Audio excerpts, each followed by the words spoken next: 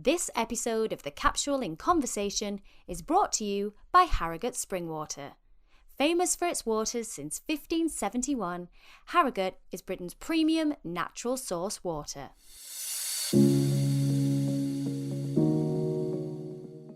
Hello all, you are listening to the Capsule in Conversation podcast. I'm Natalie Anderson and today I'm joined by one of the most dynamic women in beauty, Dr Ateh Jewel, to talk breaking down unconscious bias and building a beauty empire. So take a minute and get ready to join us in our conversation.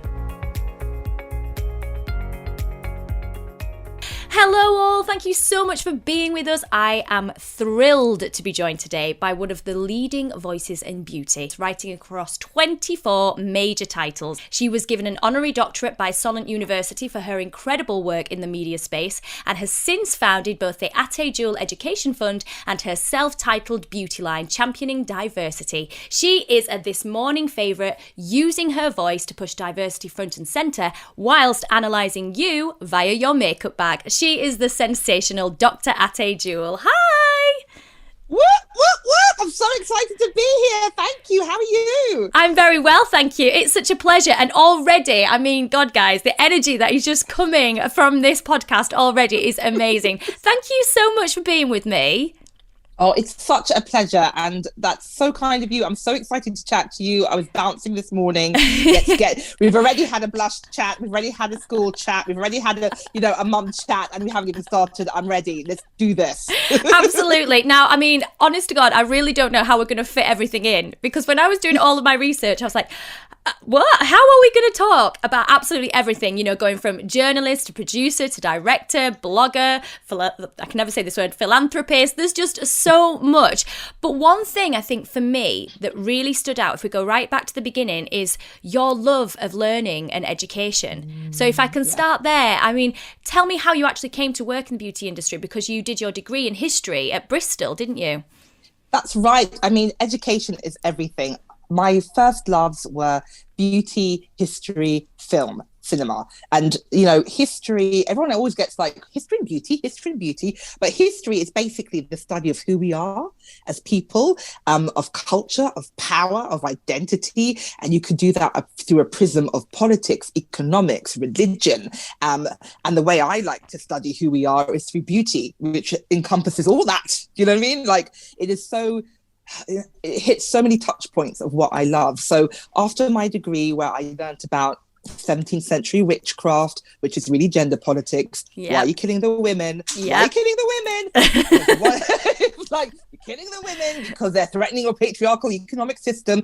Can we please, you know, like, is this something that we're still dealing with? You know, how people are being disappeared in Afghanistan? Like, it's scary, you know? And so everything I learned in history, it really gave me validation, because I had finally the words of all the things I was really interested in, which really is power, identity, and transformation. And that is what the beauty industry is, really, isn't it? That's what I find incredible about you. So when I was kind of, again, doing all my research, and I love your Wednesday chat clubs anyway, but what I love about them is you're getting so much more than just a beauty chat. You're getting a political chat. You're getting things where, you know, you are pushing the conversations, and you're not afraid to do that, more so now than previous. I mean, some of the, you know, the quotes that I found that you'd said that I found really uncomfortable were that, you know, you'd said you wouldn't never felt that you would be made a beauty director because you were considered black, fat, and that you didn't adhere to social norms and pressures, and that you therefore decided to go freelance because you didn't want to be the bridesmaid. You didn't always want to be the number two. Just explain to me more about that, because I find that both really shocking, not shocking actually, I don't find it shocking, I find it upsetting. That's the word I find it really upsetting. So just expand on that for me. I mean, it was just the truth. It's a fact of the matter that, you know, I began my career 2001 in the beauty industry. It was a very different landscape, a very different place. Things are better now, but not like we've still got a lot of work to do. But it was that thing of my face didn't fit. It was the Sex of the City. It was the Devil Wear Prada. And I have a juicy Nigerian West African body. I have, you know, at the time I was chemically straightening my hair honestly, I don't think I'd be let through the door if I was like who I am now. I wouldn't be sitting here chatting to you. So I had to turn myself down and conform in so many ways. I used to arm myself with like really expensive Chanel handbags. That was my armor, it was my shield. I used to chemically straighten my hair. I only wore grey and black and very kind of considered chic, powerful colors, you know? And even then, I wasn't good enough. Even though I was the best, I wasn't good enough because of the way I looked. And I knew that I would never be given front of house big jobs because my face, my body, my hair just doesn't fit. And I had, you know, I was doing a job for, you know, and I was smashing it and doing a really good job. And I said, can I be permanent? And they're like, no, I'm sorry, sweetheart. We need to give it to someone else. She has no experience in beauty, but, you know, it's her time. And I have 1,000 stories like that of like, oh, can I present? Can I be front of camera? Can I do this? Can I do that? No, the person with zero experience, but who was a size 6 and blonde and from the home counties got those opportunities. And it's very painful. And if you speak to anyone in the beauty industry who looks like me, who is at a certain level, they will have 1,000 stories like that as well, where they were blatantly marginalized. You know, it's, you know, people would say to me, you know, black doesn't sell. That was like so typical. Black doesn't sell. You can't put a black face on a cover, you know, blah, blah, blah, blah, blah, blah, blah. It was just nonsense, but it was just as if it was the norm. That was what was even more terrifying than that's just how it is. Well, this is it. We spoke to Deborah Joseph on this podcast a couple of years ago, and she told me, yeah, she's amazing. And she said to me, and I was really, again, like, what? She went to her editor with a black woman and they said, no, I'm sorry, for the same reasons as what you've just said. And she said it really compromised her as a person being in that job because she really wanted to say this woman is the best person for the job and the picture is the best. But it was a male editor at the time, or boss that she had. And she came away feeling really upset, and, you know, a piece of her kind of feeling that she'd not challenged it enough, but what could she do at the time in the job position that she held? And it was difficult to speak out at that time. So many people had that experience of like being part of the problem, even though their heart isn't like that. But like, if you want to work in Vogue House, if you want to be part of this world, and those were the rules. So I know a lot of people have a deep sense of shame and grief, and they don't know where to put it, and people have reached out and apologized. Like, I had so many commissioning editors say, I'm really sorry, Ateh, in Black Lives Matters, but all the years I said no to you when you wanted to talk about curls and coils, for all the times I said, oh yeah, you know, I would ask, can I write about, you know, deeper skin tones and makeup? And people would say, but that's not luxurious, it's not aspirational. And then only after it took the murder of George Floyd for us all to have a conversation and realize that, oh my God, that's, you know, people always associate racism with a burning cross, KKK, white hoods, but that editor saying no to that picture, people saying no to me because writing about the way my hair grows naturally isn't luxurious, that's racism. Completely, absolutely. And as you said, you know, BLM, the 2020 movement after George Floyd, what I found interesting, what you said, was that you decided to turn the volume up. That's how you described using your platform, was like you'd conformed, you'd been quiet, you'd kind of gone along with what you had to do, I suppose, to kind of get the positions that you've had in the beauty industry, which were deeply unfair considering that you are excellent at your job, you know, and therefore had conformed to a point, but then after that felt really compelled and galvanized to go, no, actually, I've got this platform, I'm going to use it to talk about things and to provoke what people would find uncomfortable conversations. And just, again, tell me more about that. So, I mean, within my career, I have always been a diversity advocate, but like you said, I had to be very covert. It was, you know, and I remember, like, you know, my first interview with the head of HR at Vogue House being asked at 22, do you feel more white because of your excellent education? And knowing that I had to answer that in a way to get in the building so I could burn the whole system down. Do you know what I mean? So yes, there was and you know, I talk about the Louis Theroux acting ignorance. Sorry, what do you mean you don't want to use that person, but they're the best? because they're black. Like, but you don't want to use them. Can you explain to me? So I was very, or I'd rock up to launches. I'd be the only person who looked like me in the room, and people would be saying, oh, it's so fantastic. We have 6 shades of foundation. The darkest shade is like a Beyonce tone. And I'd be like, is there a reason why you can't color match me? And they'd be like, well, we're doing research to see if there's a market in the UK. And I'm like, save your money. There's people here who want to buy your products. So, I was always that person, always pushing. The difference was with Black Lives Matters, it was COVID, really.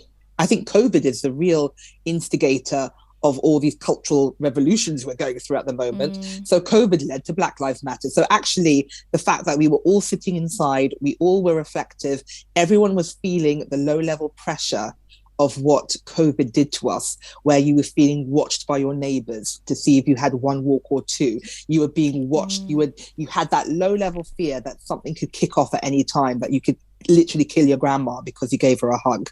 And that's what racism feels like today. It's that low-level threat of always feeling a little bit uncomfortable, being judged, feeling things are going to kick off. And I think for the first time, people understood that feeling. And it gave me such permission, because, you can explain something, but until you feel it, people don't really understand. Do you know what I mean? Until you feel something. Like, I remember listening, there's having your heart broken and listening to Adele before heartache and after heartache. These are 2 different experiences. Do you know what I mean? You could be singing, along. Oh, this is amazing. And then your heart's broken. You're like, preach, Adele. Oh my God.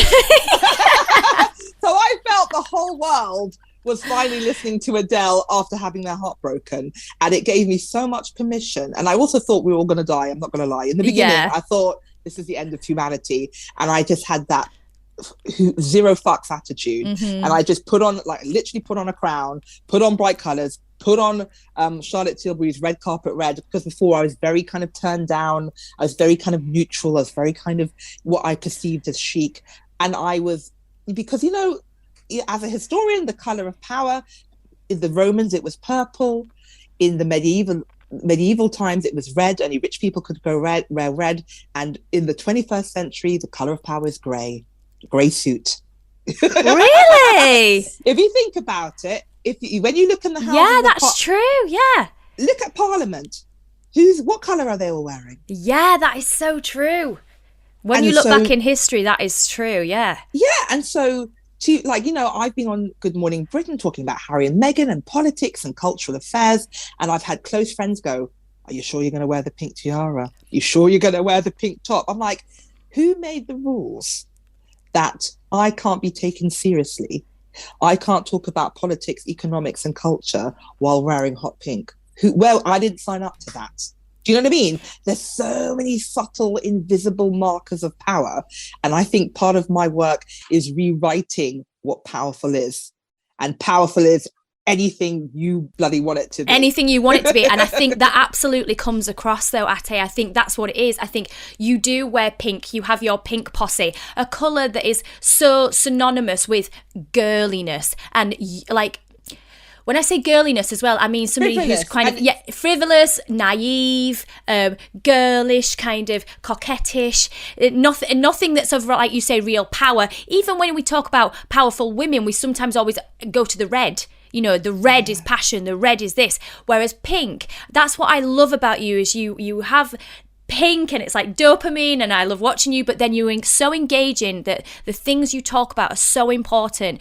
But you're able to reach people because you are engaging them, and because you're not standoffish, and get to the root levels of really deep and uncomfortable conversations. And for me, what I find refreshing about you is you like to spark debate as well, and ask, in your chat clubs and on your Instagram, ask the difficult questions and say, right, what do we think about this? And have that two-way conversation that I find really interesting, because you can't always, to make progress, just have one side. You've got to have both sides to kind of hear it out. I mean, do you enjoy that side of debate as well? Oh, how do you ever, you are absolutely spot on. How do you ever move forward without everyone winning? That's the secret. It's a win-win. Everyone has to win. And it can't be, I do not believe in cancel culture. I don't believe in shutting people down. Everybody is valid, just have to be respectful and loving and from power, and peaceful. But I remember during when Trump was campaigning, and I was like, oh my God, this is, again, using my history, it was very much like 1930s Berlin, that atmosphere of whipping up hatred, whipping up, I remember he was saying, someone punch that guy and I'll pay for your legal bills, like literally inciting, allegedly, don't come for me, Donald Trump, but I believe I saw that. And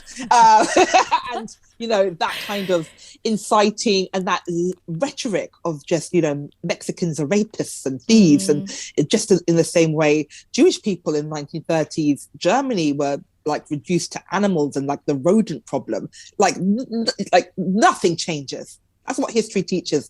It's just different outfits, same push-pulls politics and bigotry. So debate is fundamental. So during Trump, I was on Facebook very actively trying to find Republicans, hug a Republican, hug a Trump voter, because I want to understand. And I remember having very, and it was so interesting. All these Trump people were trying to really come for me and put me down and be very demeaning. And I was just, you can attack me in whatever way, but these are what my thoughts. Could you just talk to me about my thoughts? And, let's talk about gun control, and let's talk about this and that. And I made several friends because there was a common ground that we found. You are, and also me being very reasonable. Oh, not all black people are kind of wild and this and that. And I, just being myself, I broke down a lot of stereotypes, and that's within conversations. And so I think the more people who do not have your opinion, you can not convert, but you can find a middle ground of respect and take, because I always think whatever, if you're talking about politics, if you're talking about, religion, economics, if you do not have a respectful conversation in the middle, there will be extreme groups like the KKK, like neo-Nazis, who will listen to you. And that's when we get into trouble. Completely. And I think that, setting up the fund that you set up, the Ateh Jewel Education Fund, is so key, because, going back to what we were saying about your education, going to Bristol, and then you finding, actually that a lot of other young black students couldn't get into university or couldn't fulfill their dreams, and for whatever, for monetary reasons, really, and we're therefore limited, and there's no diversity out there. How can you build a more diverse community? Because you're stopping a load of people that have got a lot of talent from actually thriving. And to actually invest in those people, you will get better doctors, you'll get better, professors, politicians, you'll get better people. But if you're limiting people, you can't have that, can you? And you can't have that debate, and you can't therefore build a more equal society. I completely agree. And it's not just money that's stopping people. That's what's really interesting, because I come from power and privilege. I went to a private girls' school in Knightsbridge. My parents paid a fortune for my education, and my headmistress said, don't apply to Oxford. They don't want your kind. And I went, excuse me? What kind is that? The under-14 fencing champion, which I was at the time. You should have whooped her ass. Exactly. And I was like, what? Like top of the class in history? What do you mean? Like captain of the volleyball team? What do you mean by my kind? And she said, you know what I'm talking about. So I was like, wow, I have all the advantages that you can have in terms of a private education. I'm paying for this woman to tell me that to try and limit me and actively say, I will block you because I won't give you a reference. And so it's not just about money in the same way sexism isn't just about, because it doesn't make any sense. If it was about women having rights in the vote, and going to war and doing all the things that men can do, they would have been doing it for hundreds of years, because it makes sense to have people who are very intelligent being in government who also happen to be a woman. But it makes sense. It's like it makes sense to have loads of women working for the past 400 or 500 years and then tax them. But it's not about that, is it? It's about power. And it's about putting people in their place and preserving a structure. So for me, my fund is it's about, yes, I'm investing in you, the rocket fuel of, I know what it took for me to get to Bristol, and I was the only Black person in 1997 to study history, which I found shocking. And I remember first lecture standing up and saying, excuse me, I'm looking around. Why am I the only Black person in this room? I've done the numbers. I've done the crunching. I believe there's more people eligible to be in this room than me. And not just money, but it's also feeling that this is not my place. And people don't feel comfortable. They feel that, and walking around, I love Bristol. The education was incredible. But I had a lot of people say, very snobby, looking down at me. My husband is blonde and blue-eyed and went to Westminster University. And I remember hearing these girls go, why does he always hang around that Black girl? You just don't get it. And this is 97. This is not 1950s Alabama. So there is that feeling that in these higher echelons of power, and universities are echelons of power, you are not welcome. And I remember speaking to Black women who were graduates from Cambridge, saying that they were told, this is your place, apply for Oxbridge. And the first day they got to their college, they walked into the lunch, the hall, and they said, all we saw were these portraits and portraits of middle-aged white men bearing down at us. I don't see myself. I don't see myself being part of this institution. So that is what, not only do I want to give rocket fuel to help people at university, I also want to, the bigger message is like, you are the center. This is for you. There is literally the Dr Ateh Jewel Education Foundation Award is a certificate of like, go into the world and smash it. And, ironically, I want people to be as proud. It's not Oliver Twist hardship. It's not like, can I have more gruel? It's like ironically, it's like a Rhodes Scholarship. Do you know what I mean? without the imperialism. It's like, I want you to be really proud that it is an investment in the fact you're going to go into society and you're going to make it more equal. You're going to be this next generation of CEOs. We've just awarded, our first round with the London College of Fashion with cosmetic scientists. P&G have been amazing at with sponsorship for that particular award. We've also have Aveda and Cantu, Little Light PR and Space NK, who are all our founding investors. Please everybody hook me up. I need more investment. I need more people. I need more money to help fuel the next generation of bosses. So basically, we've just funded the first round and it's for Black and mixed heritage students. So I'm so excited. In a few years, we're going to see people in laboratories making products who have different stories, experiences. They're going to be making products for their grandma who looks like, they're going to be thinking in a completely different way. And that is how you change society.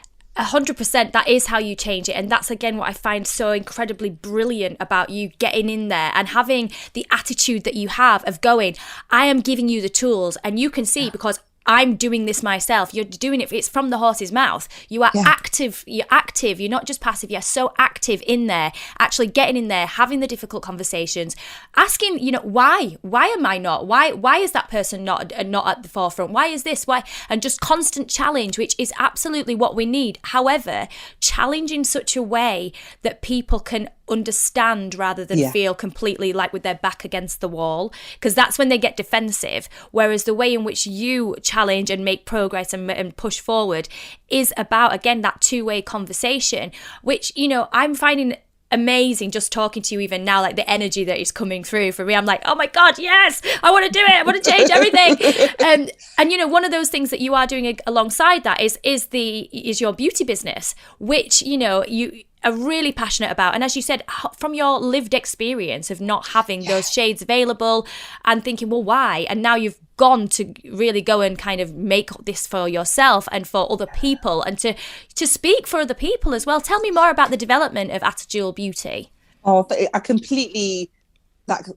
yes, I'm so passionate because we are the change. We are culture. We are society. And the biggest lie we've all been fed is that we have no power to change things. We literally are culture. So if everyone is the change they want to see, then things will have to change. Don't go, I read this quote, you should make your children proud, not your ancestors. Do you know what I mean? Yes, that's a great quote. I love that.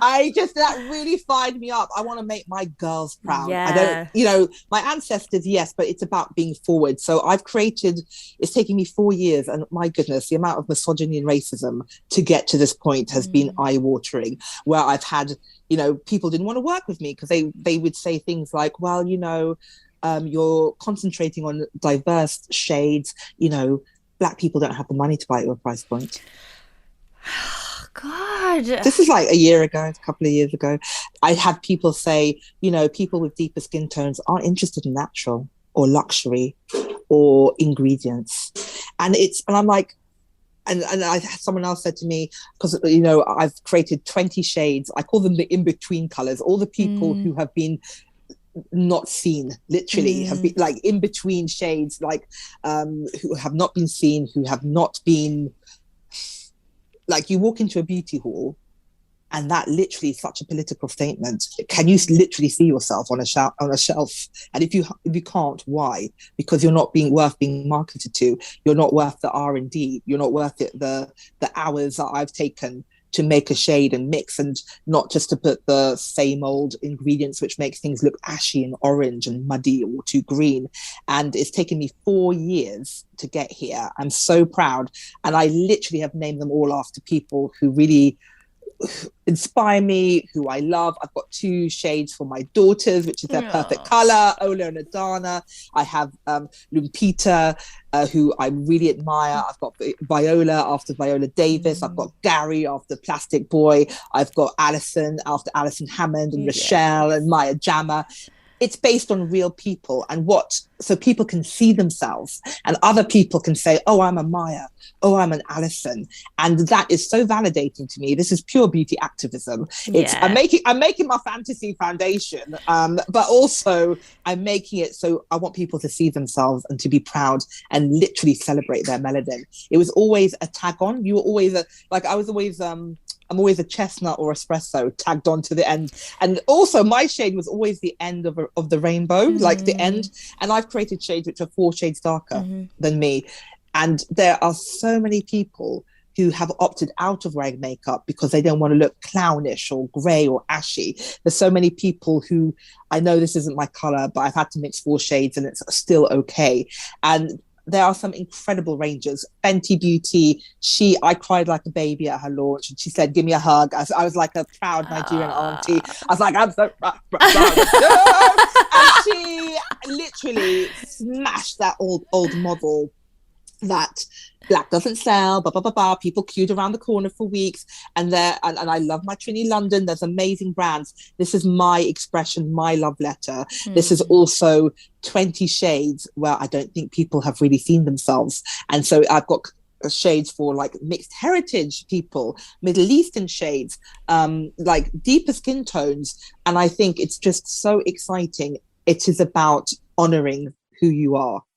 And that's why beauty is important. It is important. And I think, you know, with things like social media over the last 10 years, we've seen, especially with makeup and beauty, the expression, freedom of expression through makeup and beauty. People just taking to their channels and being whoever it is that they want to be. And they can't do that if they don't have all the products there, you know. And so for you to be catering to them so that they can really be seen and really feel validated and acknowledge that their existence is important. And it is important. And I think that's what's been one really powerful tool with social media, is allowing people to be who they want to be, rather than us having to stick to the same beauty ideals and being fed, oh, it's this that you have to be. You know, you talk about Rihanna there, and I love the Fenty campaigns in general for body diversity. Yes. That's something else, you know, that's so important. And I just think that we are making those steps. And as you said, you know, making your children proud, you are really making the change. And it's conversations for me personally that I'm interested in, is being able to have these conversations so people get to hear it. People that are, you know, driving to work that might not necessarily tune into something, they're getting to hear it in a different format, so that everybody is starting to be on the same wavelength about the necessity of making change, making a better world for our children, so that we can all exist together. And even women's, you know, health issues, you know, talking about the menopause, talking about the perimenopause, talking about size. And one of the things for me that, you know, stood out, we were both on the show last week, was Alison, you know, having a chat about, which was really heartbreaking. I was down the line, so I could only hear her, and I heard you as well. And it was it was difficult to listen to, and you were in the studio. I know it was difficult to be there, to hear someone that you really care about talking about their experience with being overweight and how it really upset her, and the remarks that people make about people. You've experienced that yourself, and hit burnout at a point where you were diagnosed with type 2 diabetes. Just tell me about your experience in that as well. I mean, Alison breaking down and crying, and she was saying, I'm so embarrassed. I'm like, no, thank you for again voicing and being a focal point of, because I'm an overeater, because really what I've had to get through to get to where I am. I also had a very chaotic childhood. It was very privileged, but it was also very turbulent and chaotic and weird and unstable in many ways. And also kind of in a funny way, because my dad was so scary and such a narcissist, stroke sociopath. He, I can look back now and say thank you, because he gave me so much skills to deal with prejudice and being and frightening things. I had to deal with it quite quickly. So in a funny way, it's a strange gift. And so that was very heavy to deal with. And then you go into an industry in a world who doesn't want to celebrate you, who doesn't want to reward your hard work, who judges you on the color of your skin, your hair, and your body shape. And, I was a workaholic, working 18 hours a day, no problem. And that's where I put my fury into, was being successful. It's like I had I'll show you. And I went freelance at 23 because I knew I would not, you have to make decisions. I'm not going to be who I am going to want to be within the structure. That's just a fact. I always, I love Gone with the Wind. I always like, I'm not going to be anyone's mammy. I'm not going to pull anyone's corset so that you can look good and go to the barbecue, because that's what it felt like. Working really hard, doing all the work for other people to shine. Yeah. That was not me. So I twirled away and did my own thing. And I just worked so hard, and then just such long hours, and it was like a proof. I'm writing for Sunday Times Style, Daily Mail, Telegraph, Guardian, Left, Right, Men's Health, Women's Health. There wasn't anyone I didn't write for. Allure magazine in America, German Vogue. I used to prop stuff for, everywhere.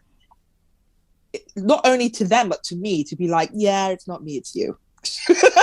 It's like, yeah, it's not me, it's you. I'm not a beauty director anywhere, not because I haven't got the talent or the purpose or the drive.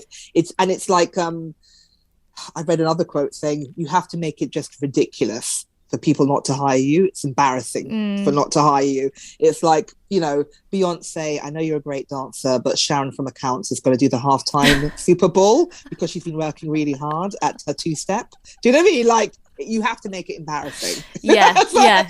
And the toll for me, I don't drink, I don't do drugs, I don't smoke, I don't have a sex addiction, but I did have a food addiction. I did have issues with sugar. That's where it has to go somewhere, and so much grief, so much pain, so much literally sucking up rejection and frustration and racism. For me, I ate it, There's people have other outlets, healthier outlets, and I take full responsibility, but I did not have any coping mechanisms from my childhood to bolster me for what I went through in my career. And it's only now in my late 30s,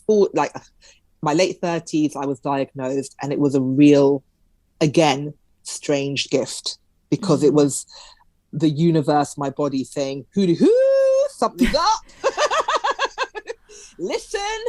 Because next step's probably going to be a heart attack. So I did take it as a strange, I think in every negative there's a positive. And I remember crying and saying, I can be a bit witchy. I'm like, I'm sorry, nature. I'm sorry, the universe. You've given me this beautiful gift and I've trashed it. I was really hurt that I trashed the gift of my body that I was given.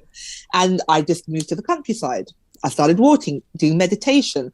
I started to dance again. And that was so much joy in ballet. Like, I wanted to be a professional ballerina when I was little. I was really, really good. And I was told black women aren't ballerinas because you have the wrong body. You're probably going to get huge boobs and it doesn't look elegant. Your body isn't elegant. And I was told that. And then I just was like, oh, that's a shame. And I stopped. why the fuck did I believe that? Or why did I tolerate that? Because that's the world. No one would have hired me. No one would have, my body isn't elegant. Can you imagine being told that, like 10, 11? And so I was like, well, this is pointless. I'll stop. And so I never danced again. And then no one has a food problem. They have a feeling problem. My spirit was broken.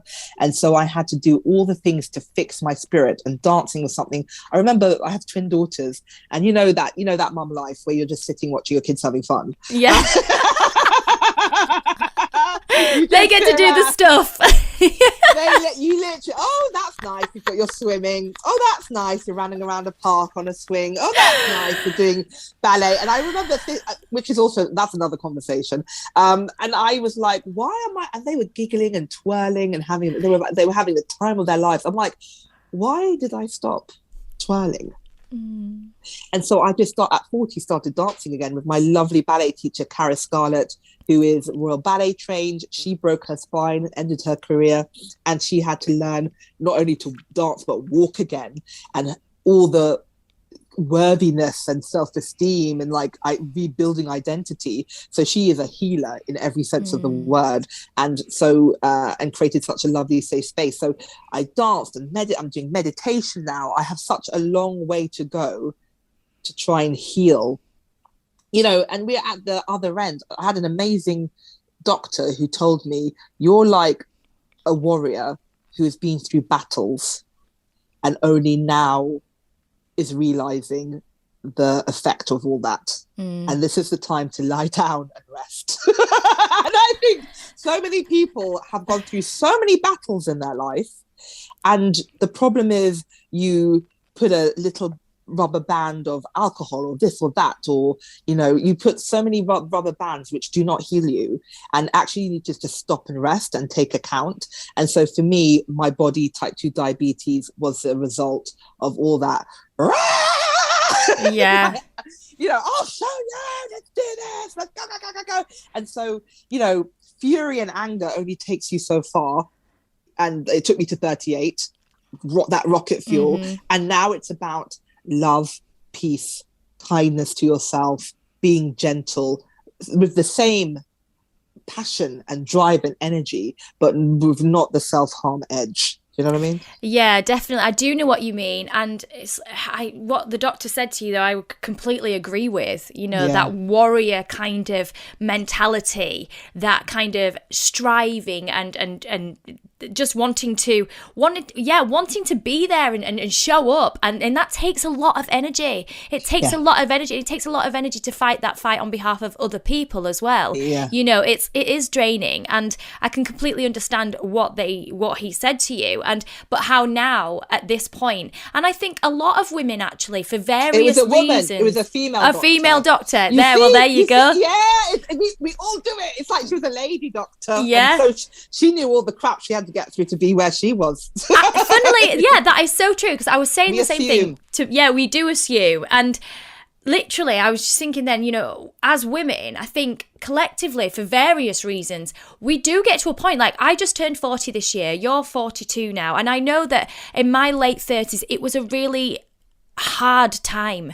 I found personally myself, I was hitting rock bottom, and there was so much that caught up with me, to the point where now in my 40s, I'm in this place, the same as you, of going, just take it easy, rest. If you're going to continue this journey that you're on to make change, you can't do it the same way that you were doing it before. It's got to come from a place of love and a place of rest and a place from healing. And, so then you can make that change again for our kids. And, I love the fact that you went back to ballet and that you are, back into that, because it's important, isn't it? It's in terms of self-care, as you were saying there, you can be a bit witchy. And I was reading that, you like to forest bathe, as your husband calls it, like get out into nature. That's really important too, isn't it? So important. And I think everyone has that late 30s breakdown about turning 40. And I honestly think it's the misogyny that we've all been brought up with, because suddenly you realize, what's my worth? What have I achieved? What have I achieved? What's my worth? Because as a woman, I have had to hit these certain markers by 40. And it's really very interesting. It's like, I think 40s for me has been the decade of deprogramming. Yeah, totally. And like just the deprogramming. And so, for example, I thought self-care was a dirty word. I thought balance was a dirty word. It meant you were lazy. Like it meant, and so I've deprogrammed myself that actually, you know, I have a lovely friend, another like healer, Nahid, the human method. Go see her. She does amazing breath work and restorative classes and just incredible work. And she told me the most productive thing you can ever do is to rest. And I was like, what? And she was like, the most productive thing you can do is rest, because, you know. And I also went to Vivamaya clinic on a press thing, and I had this another amazing female doctor saying, tell me everything you want to achieve. And this was 2019, just before the pandemic. I said, I want to change the way, I want to change education, I want to have my own brand, I want to do this, I want to be an amazing mother, and I just listed all the things I wanted to achieve. And she went, that's lovely, you'll do nothing of those if you're dead. And sometimes it takes that harshness of like, yeah, if you know, and there's a lot of stroke and heart attack in the women in my family because of lifestyle. Yeah. Do you know what I mean? Not genetic, lifestyle. Being an achiever. People pleasing. Yeah. No boundaries. This is what kills so many women. Shame, you know? Yeah. And like shame, no boundaries, people pleasing, toxic. And I was like, I'm not going to go out like that. And I have to change my life. So self-care is actually, it's a shield, it's power. It's no longer just being lazy or this. Like, you know, one of my greatest achievements so far as a mother was I was lying down I had yoga matters, bolsters under my feet. I had a lavender pillow eye mask on, and it was the middle of the day, and I just put my Calm app on for a 10-minute meditation. And it was my daughter, my husband's like, Ateh, because, you know, he's trying to find me in the house. And my daughter went, shh, she's meditating. And I was so proud that I had taught my daughter that don't bother the lady. I'm not here. No, you can't. No, I'm not here right now. I'm not present.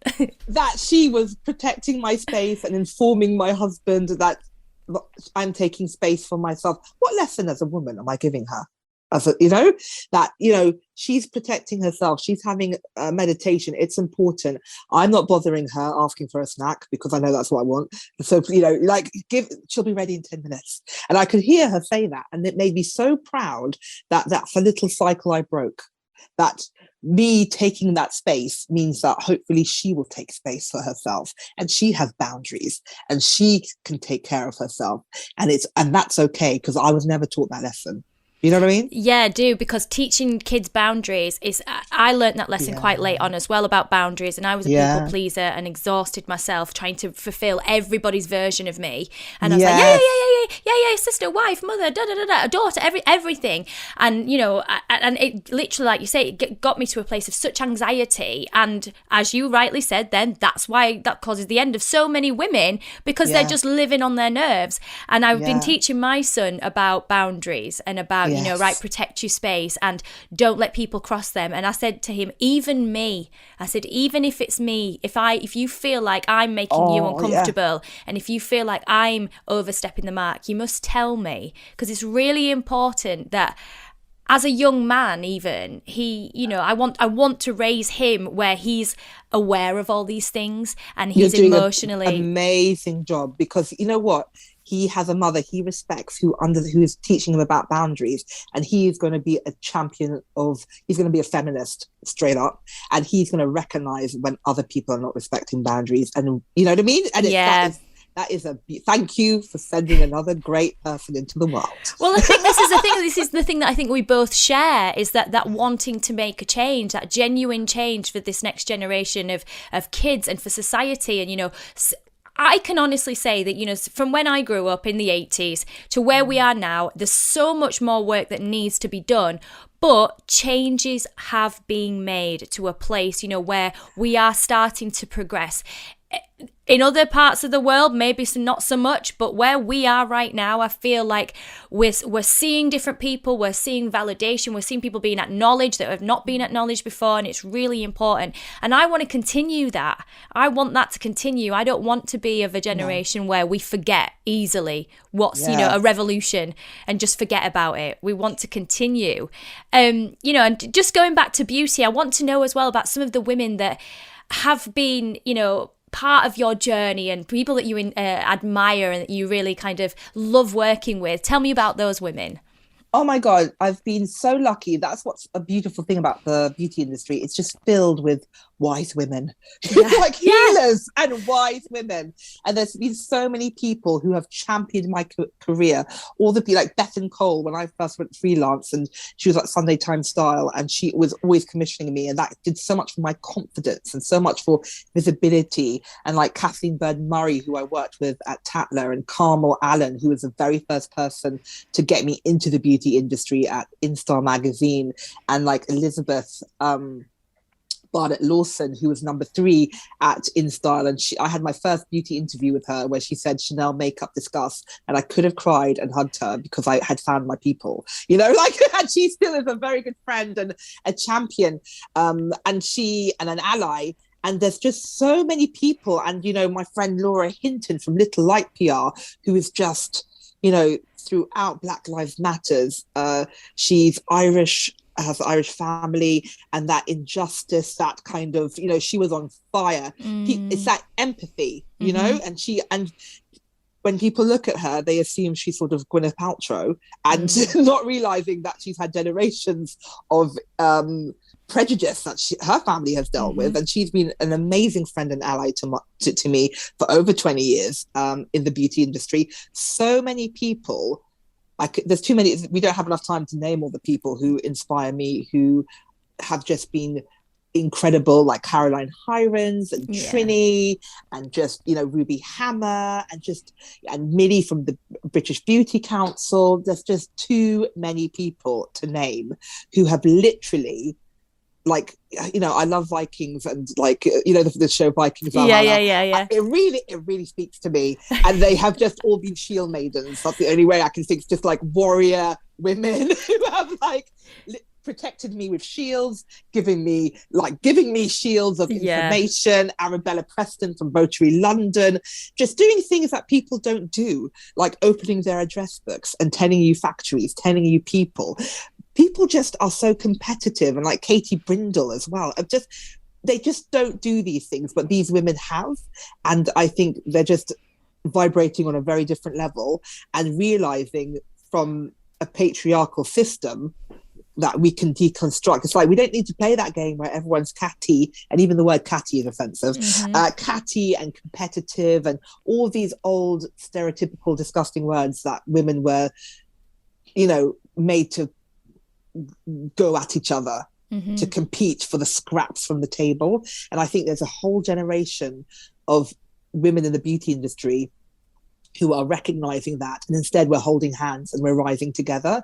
And that is through a prism of diversity based on melanin, based on misogyny. We're all holding hands and we're all stepping up, and I love that. I do as well. I think that sisterhood is so important. I was thinking about this the other week about, I think it might have been you that even talked about it, was the old X Factor days, and how, the female judges changed all the time, and they were always pitted against each other, and if one was sick, there was this whole thing throughout like the 2010s kind of thing.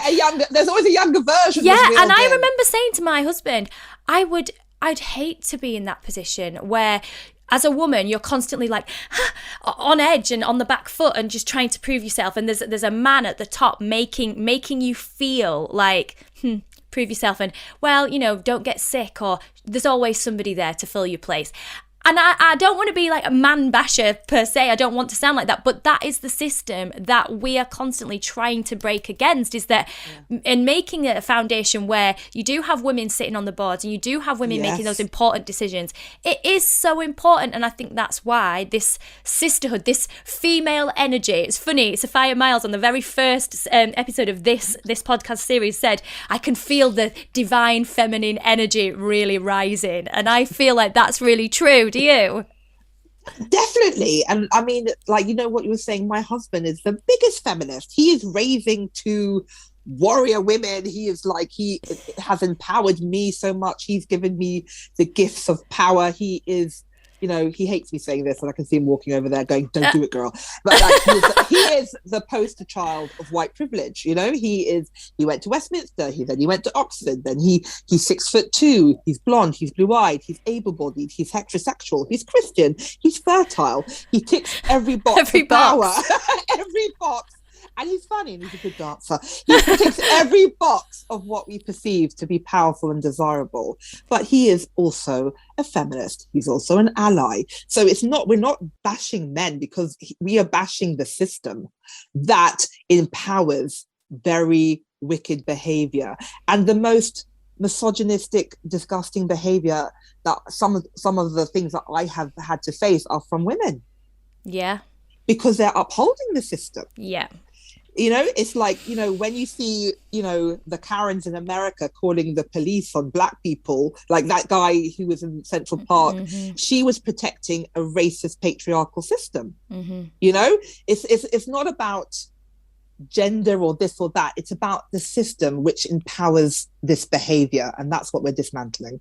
Absolutely. Just before we finish up as well, I just want to get some of your beauty favourites, because it would be ridiculous if I didn't do that. You know, tell me some of your go-to beauty products and beauty faves.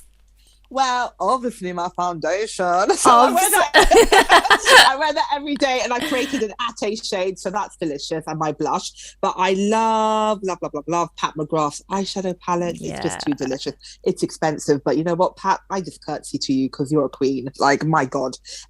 Anytime I want to feel fabulous, and that should be every day, not for just Sunday best, whip out some sparkles. So I love that. I love me some Trini London, her new cleanser, which is amazing. Her cleansing balm is incredible. But I love color. So anything, I love nails as well. Nails. Yeah. So I'm currently obsessed with, I've always loved Nails Inc. and their neons, and also the gel, I think it's the Gel Bottle Company. They have incredible shellac colors, which are really bright, because sometimes you don't have those like poppy colors. What else do I like? I'm looking at my desk. I love Ren. Anything from Ren is amazing. I love beautiful salts like Mirror Water, Estee Lalonde. I'm obsessed with her wellness range and the bath salts. I love Espa soothing bath. Like, I'm just looking around. I love you are literally looking around going, oh my God, this and this. Well, no, it's just too much. Like Neom Happiness. I burned the Neom Happiness. You love it? We love Neom here. Yeah, we love it. Just like makes my like amazing. There's just too many things. I love fragrance because I like Neil's Yard essential oils. You know, I love a Lang-a-Lang. I've always like if just candles and oils and color. Those are the things that make me really happy. And I'm just trying to think. I love Fenty Beauty. Toffee teas, contour. The first time I ever wore contour was during sorry the first time I ever wore contour was during the pandemic, which is just, it's so ironic. I just turned up the volume during the pandemic, sitting in my house doing Instagrams for the first time, and it was the first time that there was a shade dark enough that would work as a contour, and that was Fenty's Toffee Teas. And it, you know, when you look down and you're like, oh, that's what everyone's been talking about. I've been writing about it, but I haven't felt it. You know, it's like, you go, Kim K, and with your contour, but I hadn't ever felt that because there wasn't anything dark enough. And it was that thing of just being seen and being like, oh, and just having so much permission to be myself and just to be the full 1000% authentic version of myself, and feeling that that's okay. I won't suffer for being me, So yeah. And just one very last question. If you could give a piece of advice to your younger self, what would it be? It's going to be okay. It's not you, it's them. Put down the chocolate cake and go for a walk. Oh, Ateh, honestly, we have run out of time for today. And I can't tell you how much of a pleasure it's been to just chat to you and have this gorgeous hour with you and just feel really just excited and energetic. And, it's been such a pleasure for me to listen to you being so honest as well and sharing, some of your experiences. And that, hopefully from this conversation, we can just keep moving those, barriers a bit further away and just break them down a bit more. So thank you so much. It's been a real pleasure. I'm so filled up. Thank you so much. It's just been so wonderful to talk to you. Please come and do a chat club with me. I would love that. Yeah, I want to. Yeah, being part of the Pink Posse. Absolutely. Yay! Thank you. Oh my God, yes, thank you. For more from Ateh and to shop Ateh Jewel Beauty, you can visit her website, www.atehjewelbeauty.com. You can also find her on Instagram at Ateh Jewel, where you can become a member of the Pink Posse too and join the Wednesday chat club. For more wellbeing, fashion and beauty, you can visit us at our website, www.thecapsule.co.uk. You can also catch up with our previous podcast episodes by visiting the In Conversation page and subscribing to any of our podcast channels and YouTube. As always, please feel free to leave your rates and reviews. It's been amazing to get your feedback on this series so far, so thank you so very much. You can also drop us a message at our Instagram at Official Capsule if you'd like to put any questions to our future guests or just leave a message about anything you want, really. I will be back next week with another fabulous guest and more conversations of inspiration, but all that's left for us to say today is goodbye. So it's goodbye from Ateh. Bye. And goodbye from me.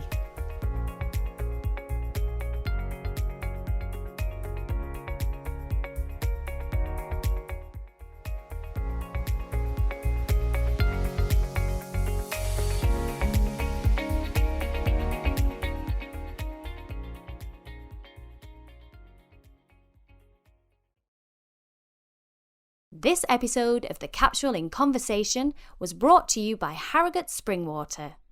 Bottled at source, Harrogate Spring offers a pure, refreshing taste with a delicate blend of naturally occurring minerals and electrolytes, perfect for healthy hydration.